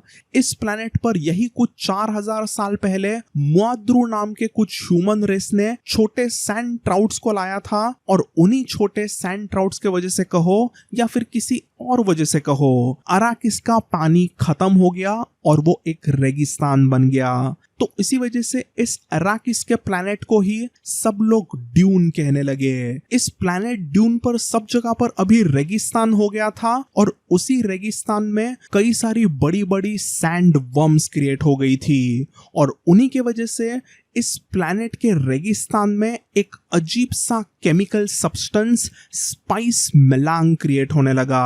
और 1400 यानी कि 1400 बीजी के आसपास इसी स्पाइस मेलांग को एम्परर शक्कार द वाइट्स के इंपीरियल केमिस्ट यानशुप अशकोको ने इस स्पाइस मेलांग को, या सिर्फ स्पाइस कहूं, उसे डिस्कवर किया। बट सालों बाद शक्कार द वाइज ने अपने केमिस्ट को हिस्ट्री में से मिटाने की कोशिश की और उस स्पाइस को उसी ने इन्वेंट किया, ऐसे ही सबको बताने लग गया। तो जो भी है, आखिर ये स्पाइस मेलांग है क्या, जो ड्यून के प्लैनेट पर, अराकिस के प्लैनेट पर, वहां के मॉन्स्ट्रस ह्यूज सैंड वर्म्स के वजह से क्रिएट होता है। तो स्पाइस मेलांग बेसिकली साइलोसाइबिन जैसा एक नेचुरली अकरिंग ड्रग होता है, जिससे इंसान को कुछ अजीबोगरीब विजन्स दिखते हैं। एक अलग ही इंसान को नशा चढ़ता है, जिससे इंसान को कई बार पास्ट और फ्यूचर भी देखने मिलता है। It is something like a dream. Spice को अगर इंसान सूंघ लेता है तो उसका कुछ टाइम के लिए टाइम के ऊपर एक अजीब सा कंट्रोल भी आता है। कहा जाता है कि इस स्पाइस के ड्रग में गेरियाट्रिक प्रॉपर्टीज होती है, यानी कि कुछ एंटी एजिंग प्रॉपर्टीज होती है, और उसका यूज सब जगह पर धीरे धीरे फेमस होने लगा। कई लोगों का मानना हो गया था कि स्पाइस को लेने की वजह से इंसानी लाइफ बढ़ती है, बट कुछ लोगों को लगता है कि स्पाइस बहुत ही डेडली भी हो सकता है। अब बाकी ह्यूमंस कुछ भी सोचे, बट जो भी इंसान यहाँ पर अभी अराकिस पर, ड्यून पर रहते थे, वो इंसान स्पाइस को जिंदगी मानते हैं। उनके लिए spice is life, it extends human life, spice is life, it heightens awareness, but spice is highly addictive, जिसे यूज करने से आपको नशा होगा, और उसे काफी टाइम लेने के बाद में अगर आप नहीं लेते हो तो आपको स्पाइस के विड्रॉवल्स आएंगे। तो ये जो भी स्पाइस मेलांग है वो एक तरह का मैजिकल चीज जरूर है, और इसके रिलेटेड और भी कई चीजें बाद में आएगी ही, बट आई होप आपको समझा कि स्पाइस मेलांग क्या है। तो अराउंड 700 बीजी में एग्जैक्टली अभी क्या हुआ था? तो जैसे कि हमने पहले जाना कि सेकेंड गोल्डन एज में कंप्यूटर्स, थिंकिंग मशीन्स और ह्यूमंस एकदम एक साथ साथ अच्छे से खुशी में रहने लगे थे। बट कई सारे अलग अलग प्लैनेट्स पर बसे हुए ह्यूमंस को एहसास होने लगा था कि थिंकिंग मशीन्स कुछ ज्यादा ही ह्यूमैनिटी के अलग अलग चीजों में घुसने लगे हैं, और उन सभी थिंकिंग मशीन्स पर कुछ लिमिटेशंस डालना जरूरी है, वरना ये थिंकिंग मशीन्स पूरे ह्यूमैनिटी को फ्यूचर में टेक ओवर कर सकती है। इसे आप एक तरह से एंटी कंप्यूटर सेंटिमेंट ही कह लीजिए। बट इस सेंटिमेंट को 700 बीजी में बहुत ही बुरी तरीके से दबाया गया था। नो वन नोज इसे सिर्फ ह्यूमंस ने ही दबाया, या फिर थिंकिंग मशीन्स ने खुद ही से काम करते हुए इस इंसानों के रेबेलियन को खत्म कर दिया। बट इतना पता है कि 700 बीजी में एक एंटी कंप्यूटर पोग्रोम हुआ था, यानी एक एंटी कंप्यूटर सेंटीमेंट आया था जिन्हें कंप्लीटली तबाह किया गया। बट इसको लेके ह्यूमैनिटी ने ज्यादा कुछ नहीं किया, they did not act that time. But 200 बीजी में ऐसा कुछ होता है जिसके वजह से शुरू हुआ द बटलरियन जिहाद। इस बटलरियन जिहाद के बारे में जानना है तो हमें यहाँ पर जानना होगा जेहान बटलर के बारे में।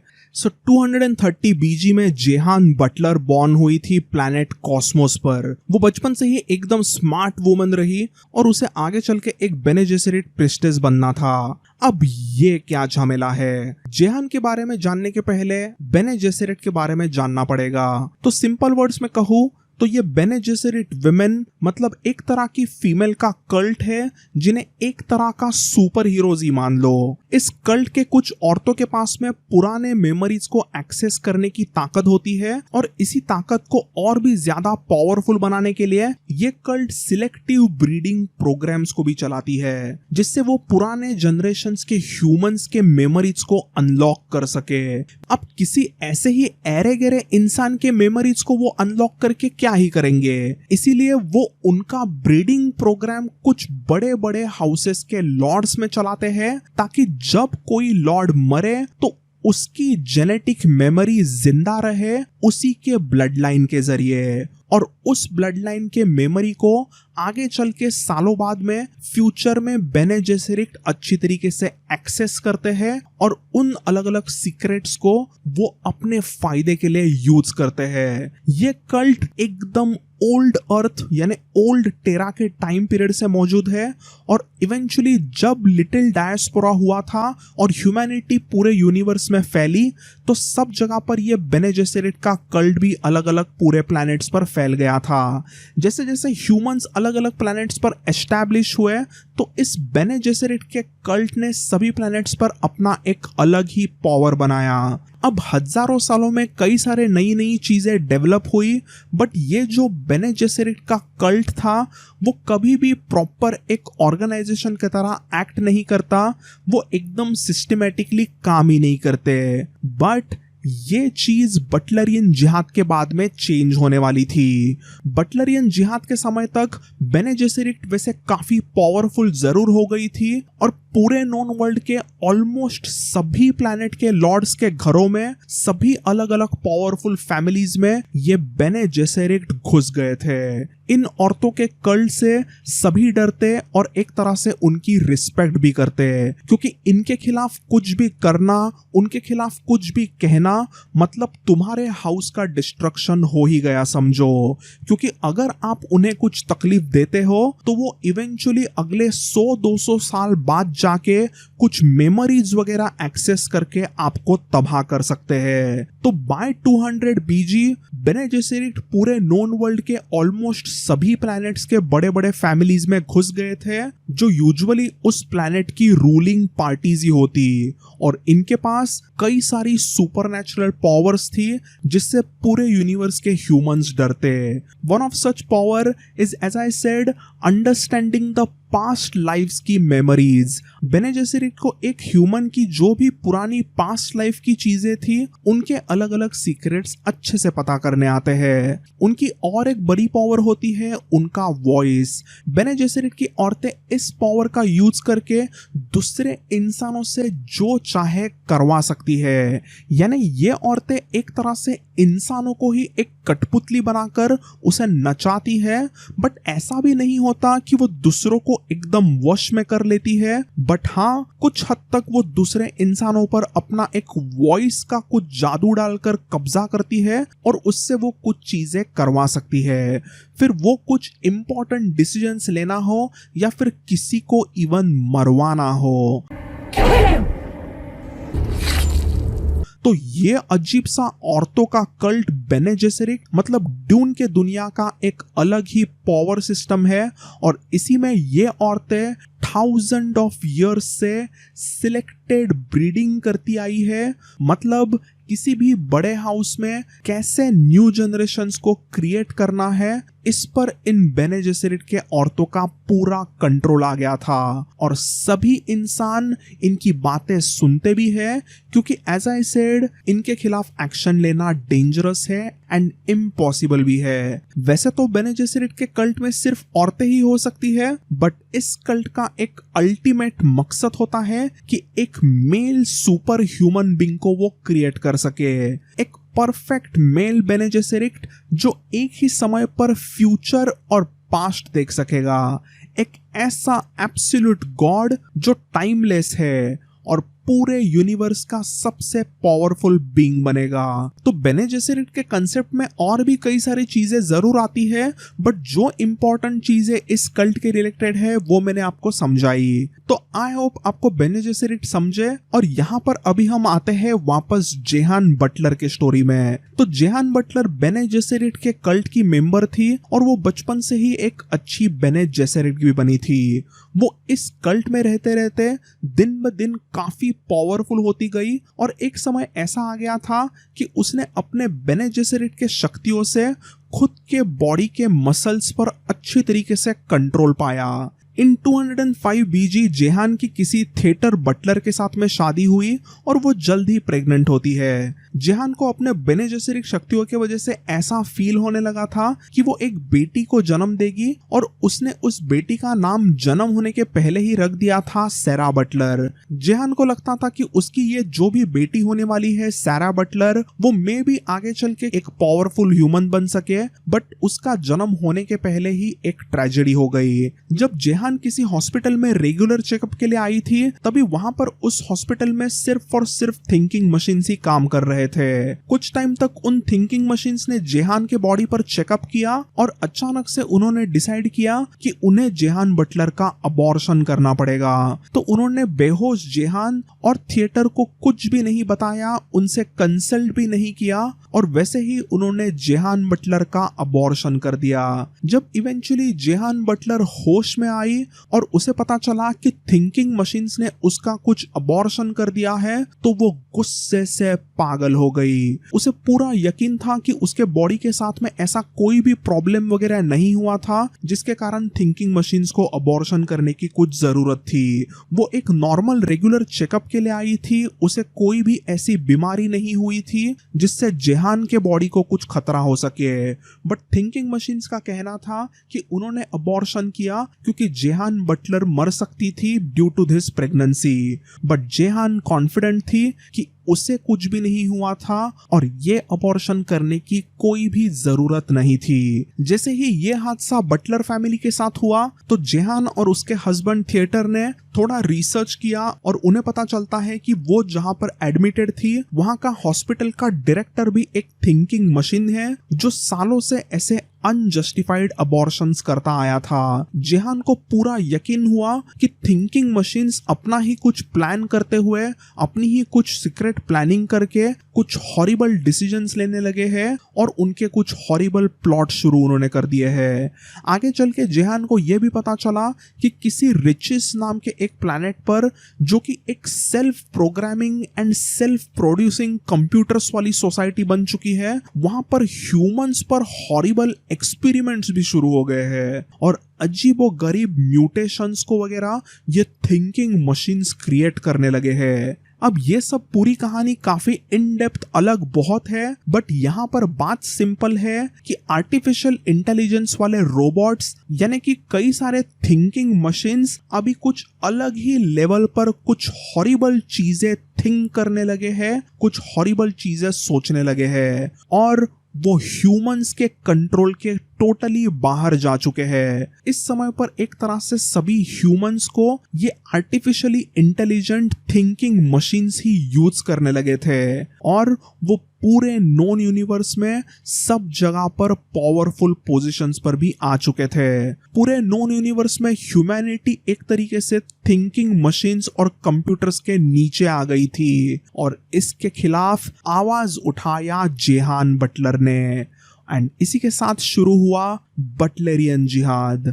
नॉन यूनिवर्स में धीरे धीरे करके सभी ह्यूमंस को समझने लगा कि ये थिंकिंग मशीन्स मतलब बहुत बड़ा प्रॉब्लम है और एक बड़ा रेबेलियन शुरू हुआ, एक बड़ा जिहाद शुरू हो गया इन थिंकिंग मशीन्स के खिलाफ। यही कुछ 200 बीजी में शुरू हुआ ये बटलरियन जिहाद अगले 92 इयर्स तक चला और इसमें काफी सारे इंसिडेंट्स हुए।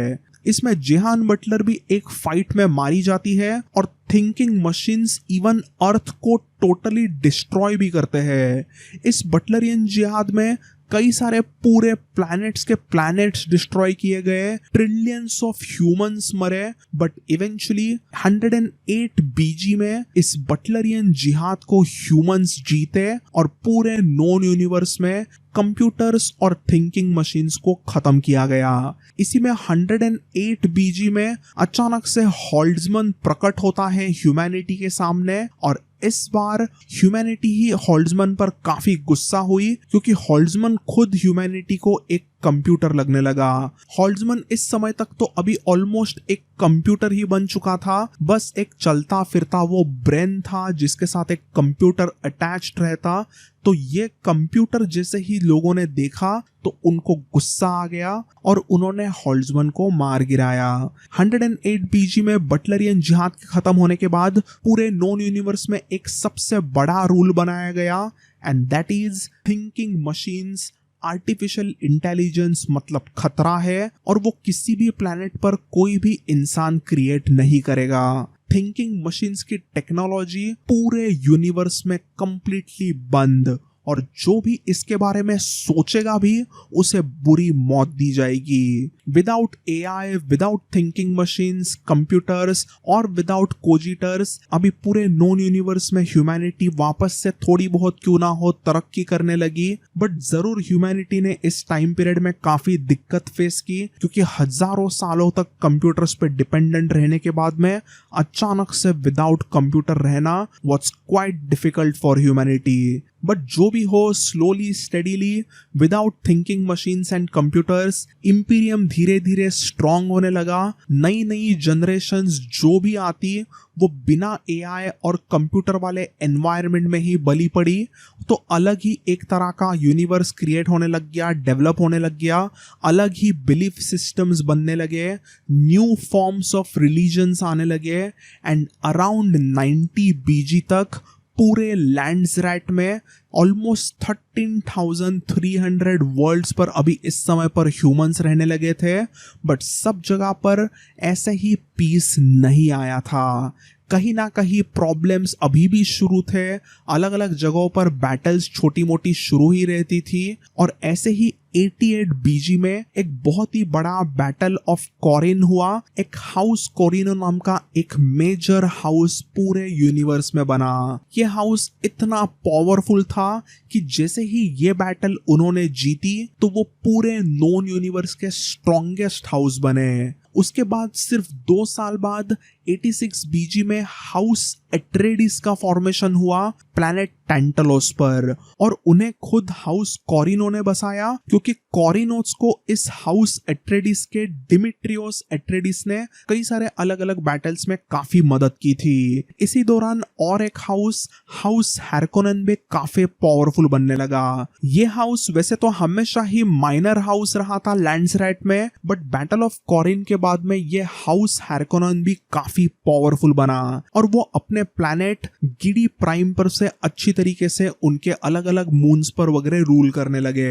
इसी में बैटल ऑफ कॉरिन में लड़ते लड़ते एक इंपॉर्टेंट इवेंट भी हुआ था, जो लैंड्सरैट के 2 इंपॉर्टेंट हाउसेस के राइवलरी का रीजन बना। बैटल ऑफ कॉरिन जीतने के बाद में हाउस एट्रेडिस ने बशार अबुलॉर्ड हार्कोनन को अक्यूज किया कि वो एक कमीना भगोड़ा कावर्ड है, जिसने बैटल में कुछ भी ज्यादा नहीं किया, वो बैटल छोड़ के भाग गया। हाउस एट्रेडिस का यह दावा था कि हाउस हैरकोनन जानबूझ के रिस्क नहीं लेते थे बैटल ऑफ कॉरिन में, और उन्होंने कुछ भी ज्यादा लॉसेस नहीं किए, और इसी वजह से वो फट्टू है। तो जैसे ही लैंड्सरैट में ऐसा हाउस एट्रेडिस ने हाउस हार्कोनन का इंसल्ट किया, और ऑलमोस्ट सभी लैंड्सरैट के अलग अलग हाउसेस हाउस हैरकोनन पर थूकने लगे, उनको कोसने लगे, तो हाउस हैरकोनन के मन में हाउस एट्रेडिस के खिलाफ गुस्सा आया, और वैसे ही हाउस एट्रेडिस को भी हाउस हैरकोनन पे गुस्सा आया, क्योंकि वो भगोड़े कमीने निकले थे। तो ये राइवलरी बैटल ऑफ कॉरिन के बाद में अराउंड 88 बीजी वगैरह शुरू हो गई थी, जो अगले 10,000 ईयर्स तक चली। तो एनीवेज लैंड्सरैट में अभी पावर इक्वेशन बन चुका था। हाउस कॉरिनो इजीली पूरे नोन यूनिवर्स में सबसे स्ट्रॉन्गेस्ट था, और इसीलिए उन्होंने पूरे ह्यूमैनिटी पर रूल करने के लिए अपना एक गोल्डन लायन थ्रोन बनवाया। हाउस कॉरिनो का सबसे इंपॉर्टेंट मेंबर उस थ्रोन पे बैठ के पूरे नोन यूनिवर्स में सभी लैंड्सरैट पर रूल करने लगा, और उसे सभी लोग कहने लगे पादशाह emperor of entire known universe. ये सब होने के बाद में ऑफिशियली पूरे लैंड्सरैट पर, पूरे humanity across the known universe पर हाउस कॉरिनो का रूल शुरू हुआ। देन 88 बीजी में ही हमने जाना कि बेने जेसेरिट पावरफुल काफी हजारों साल से जरूर थे, बट अब तक उनका कोई भी प्रॉपर ऑर्गेनाइजेशनल स्ट्रक्चर नहीं हुआ था। तो उनको अगर पॉलिटिकल इन्फ्लुएंस अच्छी तरीके से बढ़ाना है पूरे लैंड्सरैट में, तो उन्हें कुछ ना कुछ प्रॉपर चीजें करनी पड़ेगी। पहले तो ऐसा कोई political influence throughout the Landsraad नहीं था, but post Butlerian jihad and specially due to Jehanne Butler और उसकी बेने जेसेरिट की ताकतें पूरे यूनिवर्स में बेने जेसेरिट अभी सबसे ज्यादा पावरफुल हो चुके थे। सभी प्लैनेट्स के इंपॉर्टेंट लोग मानने लगे थे कि ये जो भी औरतों का कल्ट है वो बहुत ही इंपॉर्टेंट है ह्यूमैनिटी के लिए, और इस पूरे कल्ट को, इस पूरे सिस्टरहुड को ऑर्गेनाइजेशनल लेवल पर खड़ा करना चाहिए। तो 88 बीजी के पहले से ही इसके रिलेटेड प्रिपरेशन शुरू ही थे, और इवेंचुअली इस 88 बीजी में बेने जेसेरिट के ऑर्डर को ऑफिशियली एस्टैब्लिश किया गया। इसमें सबसे ऊपर होती है द रेवेनेंट मदर, वो सबसे सुपीरियर, सबसे पावरफुल औरत होती है और पूरे बेने जेसेरिट को वो रूल करती है। देन उसके नीचे कई सारी औरतें आती है, ट्रूथ सेयर, सिस्टर, एकोलाइट, ऐसे कई सारे अलग अलग चीजें आती है, बट उसमें हम अभी इस समय पर ज्यादा नहीं जाएंगे। It will require a proper in depth video. अगर ये वीडियो आपको पसंद आता है तो I will definitely make a video about बेने जेसेरिट और उनके अलग अलग चीजों के ऊपर। अभी बस जान लीजिए कि 88 बीजी में हाउस कॉरिनो के साथ साथ ही बेने जेसेरिट की प्रॉपर ऑर्डर एस्टैब्लिश की गई थी। Then 84 BG is another year जब ड्यून के दुनिया में सब कुछ बदल गया, क्योंकि इस साल किसी नॉर्मा सेनवा ने अराकिस के स्पाइस सब्सटेंस को लेके कुछ और भी अजीबोगरीब डिस्कवरीज की। नॉर्मा सेनवा ने फाउंड आउट किया कि जो स्पाइस अपने कुछ थोड़े सुपरनेचुरल एबिलिटीज के लिए जाना जाता है, वही स्पाइस इवन स्पेस ट्रैवल में भी यूज किया जा सकता है। पहले तो इंटरस्टेलर ट्रैवलिंग में होल्ट्जमैन ड्राइव यूज की जाती और उसमें कंप्यूटर्स और आर्टिफिशियल इंटेलिजेंस को यूज किया जाता, बट अभी विदाउट कंप्यूटर स्पेसशिप्स को कैसे चलाएंगे? तो यहीं पर आते हैं इंसानी नेविगेटर्स, जो स्पाइस का बराबर से यूज करके स्पेसशिप्स को अच्छी तरीके से नेविगेट करना सीखते हैं। बेसिकली जो भी नेविगेटर्स होते हैं वो स्पाइस को ही फ्यूल की तरह इस्तेमाल करके इंटरस्टेलर ट्रैवल को पॉसिबल करते हैं। तो विदाउट कंप्यूटर फाइनली एक वे ऑफ ट्रांसपोर्ट एस्टैब्लिश हो चुका था and this was a massive discovery. But अगर स्पाइस नहीं है तो सब खत्म, क्योंकि स्पाइस का इस्तेमाल अगर नेविगेटर्स नहीं करते हैं तो लॉन्ग डिस्टेंस अच्छी तरीके से करना पॉसिबल ही नहीं। नॉर्मा सेनवा के जबरदस्त इन्वेंशन के वजह से ही स्पाइस को यूज करके अभी इंसानों की journey through hyper space possible हो गई, और जो इन जर्नीज का फर्स्ट नेविगेटर रहा उसी ने स्पेसिंग गिल्ड कॉर्पोरेशन को भी शुरू किया।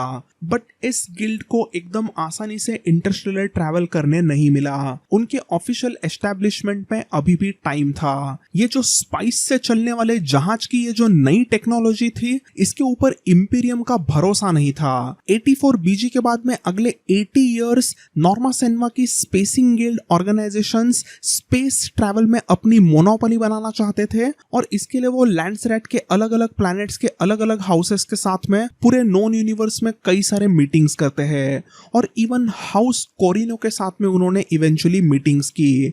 इसी में उनके नेगोशिएशंस अच्छे से शुरू होते हैं, क्योंकि हाउस कोरिनो का एक बार परमिशन मिला तो स्पेसिंग गिल्ड जो चाहिए वो कर सकती है। एक बार उन्हें पादिशाह एम्परर का सील मिला तो वो गिल्ड को बिजनेस के तौर पे पूरे यूनिवर्स में एकदम आसानी से कर सकते थे।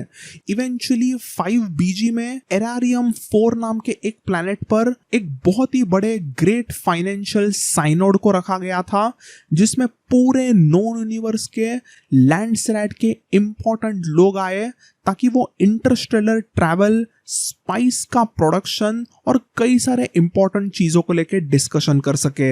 ये फाइनेंशियल कन्वेंशन एम्परर सौदिर 1 ने रखा था, और उनके लीडरशिप में लैंड्सरैट ने डिसीजन लिया कि वो अक्रॉस द नॉन यूनिवर्स एक कंपनी को बनाएंगे जिसका नाम होगा चोम कंपनी। अभी इस चोम का फुल फॉर्म है Combine Honnete Ober Adventure Mercantiles, CHOAM, and this CHOAM company will act as honorable union for the advancement of greater trade। इस CHOAM कंपनी के बाद में ये एस्टैब्लिश हुआ था कि गिल्ड को अगर स्पेस ट्रैवल कराना है तो उसके लिए CHOAM का होना इंपॉर्टेंट होगा। अभी इसे अच्छे से समझने के लिए let's take an example of our real world. तो अगर गिल्ड के लिए स्पाइस मतलब ऑयल है तो CHOAM company is like OPEC. तो इफ यू डोंट नो तो लेट मी टेल यू कि रियल वर्ल्ड में ओपेक करके जो ऑर्गेनाइजेशन है उसका फुल फॉर्म है organisation of the petroleum exporting countries.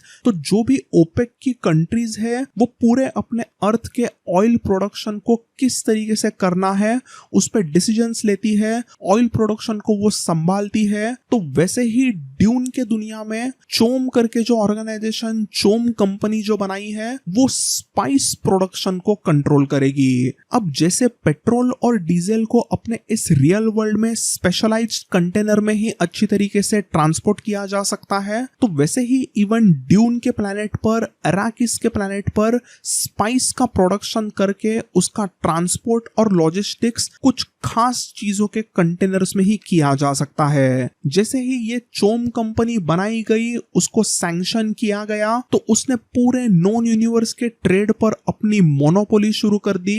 किसी को भी अगर स्पेस ट्रैवल करना है तो चोम लीडरशिप के बिना वो कहीं पर जा ही नहीं सकता। 5BG में the great financial sign out होने के बाद में 5 सालों तक और भी अलग अलग नेगोशिएशंस हुए, कई सारे अलग अलग डॉक्यूमेंट्स पर साइन वगैरह किया गया और इवेंचुअली साल 0 में, ईयर 0 में फाइनली स्पेसिंग गिल्ड को ऑफिशियली एक्सेप्ट किया गया। इस ईयर 0 में ही 3 आर्म्स ऑफ लैंड्सरैट का फॉर्मेशन हुआ। First is the Lion Throne यानी कि seat of power for House Corrino, second is the Spacing Guild and third is CHOAM. इन तीनों ने मिलके ही अगले 10,000 सालों तक ह्यूमैनिटी को शेप किया, ह्यूमैनिटी को डेवलप किया। इसमें वैसे तो और एक फोर्थ ग्रुप भी बहुत इंपॉर्टेंट है एंड दैट इज ऑब्वियसली बेने जेसेरिट। वो भी बहुत पावरफुल होते हैं बट वो 3 आर्म्स में नहीं आते, वो एक फोर्थ हिडन आर्म ऑफ लैंड्सरैट रहा। तो ये हुई timeline of almost 20,000 years before guild.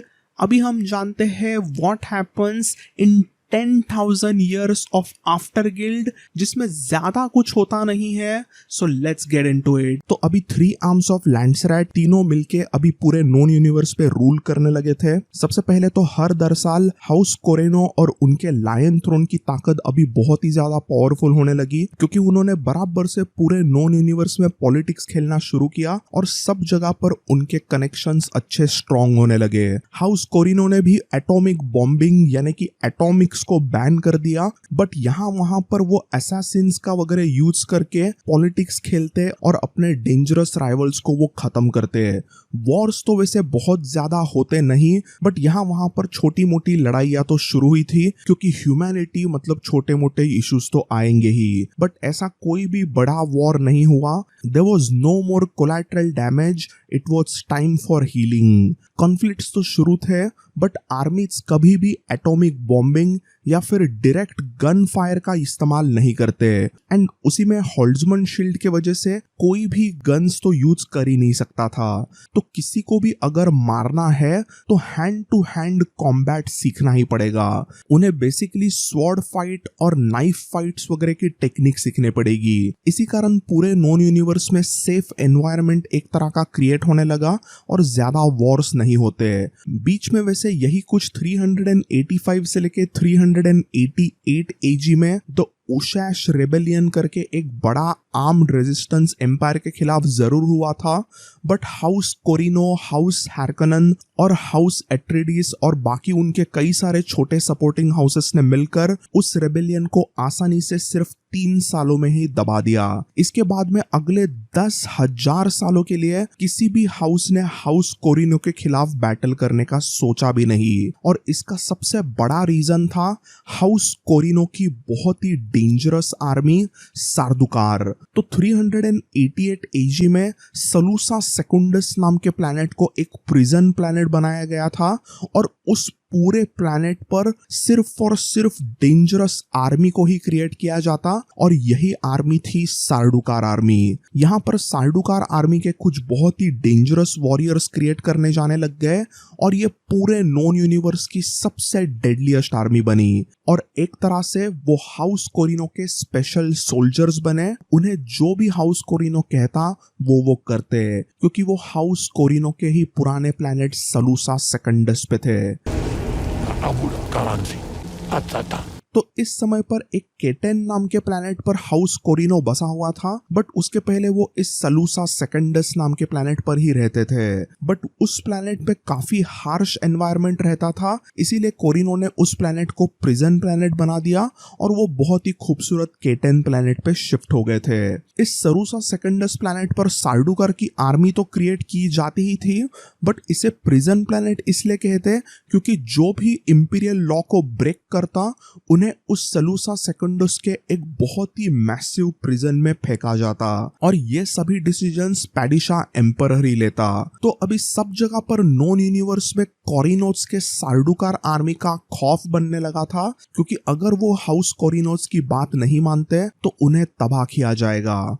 तो ऐसे ही अगले कई सारे साल निकल जाते हैं एंड फिर 1234 एजी में द ऑर्डर ऑफ मेंटेंट्स को गिलबर्टस एल्बांस ने ओरिजिनली प्लैनेट सेप्टिमस पर एस्टैब्लिश किया। तो ये मेंटेंट्स मतलब होते हैं इंसानी सुपर कंप्यूटर। हमने जैसे कि देखा कि बटलरियन जिहाद में पूरे यूनिवर्स के सभी रोबोटिक, एआई और कंप्यूटर रिलेटेड थिंकिंग मशीन्स को वगैरह डिस्ट्रॉय किया गया था। तो अभी यूनिवर्स की अगर किसी को कंप्यूटिंग करनी है, फटाफट कैलकुलेशंस वगैरह करने हैं, तो कौन करेगा? तो इसीलिए यहाँ पर आते हैं ये मेंटेंट्स। तो ये मेंटेंट्स मतलब एक ह्यूमन सुपर कंप्यूटर्स होते हैं जिन्होंने अपने ब्रेन को इस तरीके से ट्रेन किया रहता है कि वो कंप्यूटर्स का काम अपने दिमाग से करने लगते हैं। वो कई सारे डिफिकल्ट से डिफिकल्ट कैलकुलेशंस अपने ब्रेन से ही करते हैं। पूरे यूनिवर्स में इस समय पर बेने जेसेरेक्ट और स्पेसिंग गिल्ड का काफी इंपॉर्टेंस हो ही गया था, बट अभी मेंटेंट्स भी पूरे यूनिवर्स में बहुत ही पावरफुल बनने लगे, क्योंकि वही ऐसे इंसान होते हैं जो क्विकली कुछ चीजों को कैलकुलेट कर सकते हैं। देन इसके बाद एक बड़ा पॉलिटिकल गेम पूरे यूनिवर्स में शुरू हुई था, क्योंकि पूरे नॉन यूनिवर्स का सबसे इंपॉर्टेंट प्लैनेट इस समय पर बन चुका था अराकिस, द ड्यून, क्योंकि उसमें ही स्पाइस मिलता था जो पूरे यूनिवर्स का एक तरीके से इंजन था। देन 2800 एजी से लेके 7193 एजी में ऑलमोस्ट 5000 सालों में जेन सुन्नी का माइग्रेशन होता है। तो व्हाट इज जेन सुन्नी? तो 12,000 years इन द फ्यूचर दो एंशिएंट रिलीजन्स का अमालगम होता है, Sunni Islam and Zen Buddhism, और इन दोनों रिलीजन्स का एक जेन सुन्नी नाम का रिलीजन क्रिएट होता है 12,000 years इन द फ्यूचर। और उस रिलीजन को मानने वाले कई सारे मिलियंस एंड मिलियंस लोग यहाँ वहां पर अलग अलग प्लैनेट्स पर रहते होते हैं, बट उनका खुद का ऐसा कोई भी प्लैनेट नहीं होता।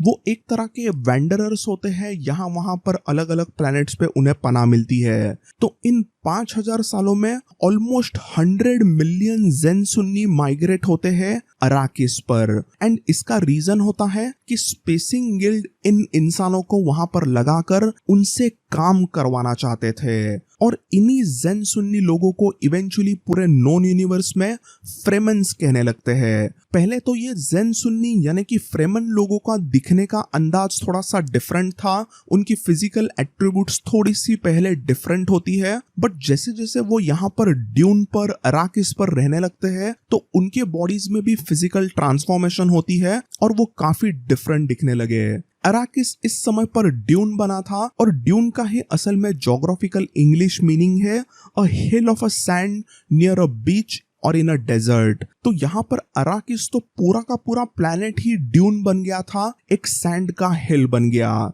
जैसे कि हमने पहले देखा कि जो सैंड ट्राउट्स वहां पर लाई गई थी वो अभी यहाँ पर monstrous sand worms of dune बन चुकी थी, और उन्हीं के बीच में ये फ्रेमन लोग अभी रहने लगे थे। अभी इस समय पर वैसे गिल्ड के भी कई सारे लोग अराकिस पे अलग अलग कॉलोनीज में रहते थे, क्योंकि उन्हें स्पाइस कलेक्शन करना होता है। तो उन्होंने बड़ी बड़ी सिटीज बनाई होती है एकदम बड़े बड़े वॉल्स में, क्योंकि डेंजरस स्पाइस वर्म्स उन्हें मार ना दे। बट बाकी का पूरा अराकिस का प्लैनेट वैसे ही खाली था, और उस खाली प्लैनेट में जाके फ्रेमन बस गए। पूरे अराकिस पर पानी की कमी होने की वजह से ये फ्रेमन लोगों की बॉडी इस तरह से डेवलप डेवलप होती है कि वो एक एक हफ्ते दो दो हफ्ते बिना पानी के भी रह सकते हैं। फ्रेमन लोगों के आंखें एकदम ब्लूज बन गए और वो फिजिकली काफी डिफरेंट बने बिकॉज ऑफ द अराकिस के कंडीशंस। तो ये रहा फ्रेमन्स का क्विक छोटा सा इतिहास। देन अभी हम आते हैं 3367 एजी में, जब हुआ फर्स्ट वॉर ऑफ असैसिन्स। इसके बारे में वैसे कुछ ज्यादा इंफॉर्मेशन नहीं है और ना ही अगले 6000 सालों तक क्या हुआ उसकी भी कुछ ज्यादा इंफॉर्मेशन नहीं। हमें बस इतना ही सोचना है कि जो भी पूरे यूनिवर्स में होता रहा वो एकदम वैसे ही हो रहा था जैसे हमने पहले जाना। वो सभी चीजें 3 आर्म्स ऑफ लैंडसराइट जो कहेगी उसी हिसाब से शुरू थी और अच्छे से पूरे यूनिवर्स में एकदम पीस रहा था। इवेंचुअली 10,100 से लेके 10,175 एजी के बीच में हम चलते हैं, क्योंकि इस टाइम पीरियड में ड्यून नॉवेल्स के सभी इंपॉर्टेंट कैरेक्टर्स बॉर्न हुए। सबसे पहले शद्दाम द फोर्थ कोरिनो बॉर्न हुआ 10,119 एजी में और वो इवेंचुअली पूरे लैंडसरैट का पादशाह एम्परर शद्दाम द फोर्थ कोरिनो बना। इसी शद्दाम द फोर्थ की 5 डॉटर्स होती है। ओल्डेस्ट होती है खूबसूरत प्रिंसेस इरुलान और वही ड्यून के कहानी में सबसे इंपॉर्टेंट होती है, तो हम बाकियों के बारे में अभी ज्यादा नहीं जानते। देन हम आते हैं हाउस अट्रीडिस में। 10,140 में ड्यूक लेटो द वन बॉर्न हुआ। देन 10,154 एजी में लेडी जेसिका बॉर्न होती है, जिसकी आगे चल के लेटो एट्रीडिस के साथ में रिलेशनशिप होती है। मैंने रिलेशनशिप कहा क्योंकि उनके बीच में कोई भी मैरिज नहीं होता। लेडी जेसिका ड्यूक लेटो वन की एक तरह से मिस्ट्रेस बनी होती है और इसमें उसकी खास बात यह थी कि लेडी जेसिका बेने जेसेरेट सिस्टर भी होती है। जेसिका और ड्यूक लेटो द फर्स्ट एट्रीडिस को 10,175 एजी में पॉल एट्रीडिस नाम का एक बेटा हुआ। इसके बाद में ऐसे ही कुछ अगले साल चले जाते हैं और इवेंचुअली 10,191 बीजी में ड्यून नॉवेल की कहानी शुरू होती है। तो दोस्तों दैट्स द टाइमलाइन एंड लोर ऑफ ड्यून। अगर आप अब तक वीडियो देख रहे हो तो आई एम श्योर कि आपको ड्यून की ये दुनिया काफी फैसिनेटिंग लगी होगी और इसमें आपका अभी थोड़ा सा क्यों ना हो इंटरेस्ट जगा हो। आई होप आपको ये वीडियो देखने में मजा आया। अगर आपको ये वीडियो पसंद आया तो इस वीडियो को लाइक जरूर कीजिए और ऐसे ही और ड्यून और बाकी pop culture and Hollywood videos के लिए इस चैनल को सब्सक्राइब जरूर कीजिए। तो आज के इस लंबे वीडियो में बस इतना ही। I will see all in the next one. Bye and take care.